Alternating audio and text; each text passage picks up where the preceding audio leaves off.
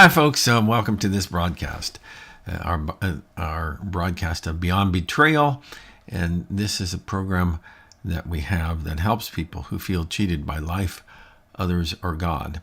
And so what we're doing today, actually, we've been going through a whole series of gaslighting, and we got other videos that we will be constantly producing to help you to be more successful in kind of like finding how life can be good again beyond betrayal. And today, what we're talking about is gaslighting and better discernment. Gaslighting works by causing people to doubt their interpretation of reality. However, we can grow not only in our ability to discern reality, but also in our ability to trust our sense of what's right and wrong. In our last broadcast, we talked about developing a good smell detector, and we're going to be talking a little bit more about that in this broadcast today. So let's go ahead and just jump in.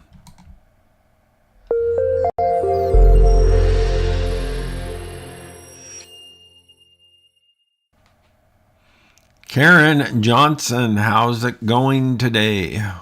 Oh, pretty good. How about for you? I'm always got something going on. So my, I didn't sleep too well last night, and I don't know what that's all about. It's just one of the things that happens when you get to be elderly. I think it happens to everybody. Yeah. So we're talking here today about developing some ways to be able to grow in our ability to discern reality, Mhm. and also maybe heighten or to improve our smell detector. We talked about that in our last video. Mhm. But how about for you? When you think about growing in your ability to discern reality, or how you would coach somebody to grow in that area, what are some Mhm. things that you would encourage? Yeah. So, discernment is a spiritual gift. Mm-hmm. Well, it's one of the spiritual gifts. Yeah. And so, my thought is, that's something that comes from God. And it also is something that, you can ask for. Yeah. And You know, um, I think also too, when God gives you spiritual gifts, He expects you to use them. Yeah. So Really. I would say, if you've had those times before where like you said, your stink detector was going off and you didn't listen to it, then uh, Yeah. learning from those experiences. And Mm-hmm. Some of my most painful lessons I've ever learned in my life is when I've ignored my smell detector. yeah, same here. You know. And So I actually had to apologize to my son because he kept telling me, "Oh, this person, I don't trust them. This person, they're no good." And his smell detector was going off, and I'm like, "No, no, no, no, it's fine. Be nice. Stop talking about them like that," and yeah, everything. yeah. Let me educate you on how to be codependent. Well, I didn't realize that was what was going on, and then later Yeah. on, when it all blew up, I Yeah. went back to him and I apologized. I said, "Hey, you know what? Discernment is a gift from the Holy Spirit, and you were giving me some warning signs because you had discernment, and I ignored them." And Yeah. You had discernment and I didn't. And I paid the price. exactly. Yeah. So, last time we talked about seeking feedback from others. hmm And of course, that's kind of like, where you got feedback and you ignored it. So it's not only Yeah. seeking feedback, but, you know, taking, you know, taking other people's smell detector seriously, Yeah. you know, is is good. What are some other ways that we can help develop our own sense of discernment? Yeah. I think it's important to surround yourself with safe people and Mm-hmm. set up boundaries. Like, um, so another example with my son is that he had a friend that came over our house, and the friend kept trying to get him in trouble and just kind of like delighted in getting his Yeah, friends in yeah, trouble. And he yeah. even said he told me the first day I met this kid, he goes, um, yeah, I went over to so and so's house and I told their mom, basically a lie about what they had done. But the mom believed me, and the kid got grounded for like a week. And um and he told me that day, it's Should like, have grabbed him by the ear and I'm sorry, young man, you get out of here. yeah. What I should have done though is I should have kind of coached my kid a little bit, like, hey, Mm, this is not the kind of person you want to be hanging out with, you know. yeah, especially if you don't want to get in trouble. Yeah, well, it did end up blowing up on him because Yeah, that kid started spreading lies about my son and stuff, and it caused him grief for several weeks before people realized that the other kid was the one lying and not him, yeah, yeah. you know. So, Here's one that I think is a good one, is developing assertiveness. Now, mhm. what's the difference between aggressive speech and assertive speech? What's Yeah. the difference? Well, I would say one is standing up for yourself, and then the other Mm, one is being like combatant, like yeah, maybe talking down to being negative towards the other person versus being positive towards yourself. yeah, yeah, yeah. And so, what we have to do when we are being assertive, properly assertive, is that we have to understand. First of all, it comes back to that smell detector thing, but also we have to understand what's comfortable for us, and that, and we need to be able to. I like what Henry Cloud talks about, is that no is a complete sentence, Mhm. and that's really an important aspect of all of that. You know, Yeah, so yeah. we have a video. Let's watch it. All right. So so let's go ahead and we'll just take a moment to watch that video, and then we will react to that. Is it makes you doubt your experience. It's like a a hook inside of you. It's like they've reached over and now they got the dial of what you know and feel. My favorite verses in the Bible is out of Hebrews chapter 5, verse 14, I think. And look, here's what it says: solid food, which would be like relationships, business, marriage, teamwork, all of that. You don't do that with babies. It says solid food is for the mature. Now, what mature means in that text, the Greek word means complete. In other words, we're ripe, like a fruit gets ripe. Doesn't mean you're perfect. Solid food is for the mature who, through practice or experience, and here's the phrase I love, have had their senses trained to discern good from evil. You've got to be able to depend on what you sense, your truth, your experience. Sometimes our senses are immature, sometimes they're wounded, sometimes we question ourselves because of, we have a bad self-image or past experience. But we have to be working on being able to pick what I like to call safe people. And we want to take validation of reality from safe people, not from unsafe people. And unsafe people are the ones that use the gaslighting techniques. We need our reality validated. And when we don't have it validated or invalidated, which is the main tool of gaslighting, then what happens is we get the great gift of doubt and fear and suspicion and pain and aloneness and control and feeling judged and put down, all that stuff that we can't do solid food tasks of life with. That's good. Yeah. So it just really dovetails with a lot of what we were talking about, as far as developing some of these skills that we have. Reaction. Share with me some of your thoughts on what he had to say. Yeah. So one of the things is about like the things that are but for mature Yeah, people. yeah, I like that. I thought that was good because he's talking about, marriage and work relationships and things like that. And it's like, um, yeah, you can get into those things and still be immature, but those are things that help you. Sometimes you kind of like you're jumping in the deep end when you get into a relationship and you're immature or the other Hmm. person's immature. It takes a lot of, you gotta learn to swim or you're gonna sink pretty Yeah, quick. yeah.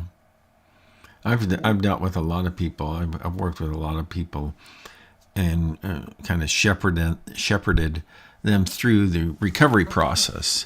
Both drug, alcohol, and other hurts, hang-ups, and habits. We had a Celebrate Recovery program in a church where I ministered, and it was actually one of the leading programs in the community for many years. But it was interesting to me, in that oftentimes that people who were able to kind of like come to sobriety in Mhm. whatever area that they were dealing with, whether it was sexuality or drugs and alcohol, or other things that were taking them down an unhealthy path. That people who achieve sobriety oftentimes then they were feeling more whole in themselves, Mhm. and then they would get into a relationship, and almost seriously, almost always it blew up in their face. And so Yeah. there's one set of skills on how to do life well, Mhm. but there's a different set of skills on how to do relationship well. Yeah. And and well, and I am a great believer in Celebrate Recovery, that just because you kind of have gotten your feet underneath yourself Mhm. with respect to doing life, that doesn't mean that you are ready to take on the complexities of doing Mhm. relationship. You know, Yeah. so Yeah. That's true. How about for any you? What were some other thoughts you had from the video? well, that we were talking not so much from the video, but we were talking before the video about assertiveness. Mhm. And I was actually coaching a client the other day about this, because this particular client has some very serious complications, and I will use the pronoun their marriage, okay, so that we don't Mhm. know, but they have some very serious complications in their marriage. And one of the things that I could see is that they would get hooked into these conversations that were Mhm. like ping pong matches, going Mhm. back and forth and back and forth and back and forth and back and forth, and not really going anywhere. Yeah. And so what I told this person is, I said, maybe you need to say something like this: is that I think I've heard and understood where you're coming from, and I respect that. Mhm. That I see things differently, Yeah. and I am going to make a decision Mhm. based on what I think is best. Yeah. hey, if it blows up in my face, I'm willing to wear that. But Mm-hmm. at least it's not this constant kind of like beating you down and trying to get into the place where you gotta think like me in order for your decision to be valid. And sometimes there is a right and wrong decision.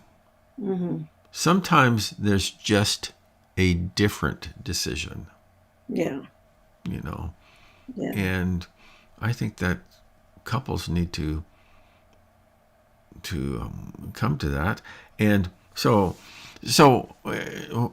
and this gets back to what you asked me. One thing about it is that you just have to limit your exposure. One way of thinking about it is that when you're in a tug of war, Mm-hmm. the tug of war is over. One side quits tugging. Yeah. And so when you're caught in that type of tug of war with somebody, then just say, hey, I get it, and Mm-hmm. that I see it differently. And we can come back. I mean, and that I'm going to make a decision what I think is best, you know. Mm-hmm. And I Yeah. guess you can always say that, if it's wrong, you can come back and tell me I told you so. Yeah. Yeah. Which is never a good thing when somebody gloats over your failures, you know. Yeah. So, Yeah. Also, like, I mean, when it's like uh, me versus you mentality mm-hmm, in a mm-hmm, relationship yeah, is that the thing is, it's not me and it's not you. It's yeah, us. yeah, yeah, So you need to figure out what works for us and not mm-hmm, just what works for me, what works for you, yeah. That's because good. there's two people in the relationship, you Sure. know. And So, some of it, also getting back to what you said, is not me or you, it's us. But sometimes that, and I had one of my mentors who is, he's a great guy, a huge influence in my life, and I just found out not too long ago that he died. But but and he was talking about this within a church environment, because oftentimes in a church environment you get a lot of pressure that you need to do it this way, yeah. rather than the way that you're doing it. Yeah. And he's in his comeback to in those situations is that, hey, I understand what you're saying, is that really right now it's my turn to make that decision.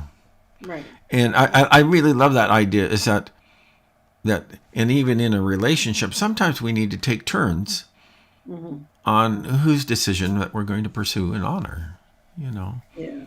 So Yeah. all right, well, anything else? We've gone a little bit long in this one, but Hmm.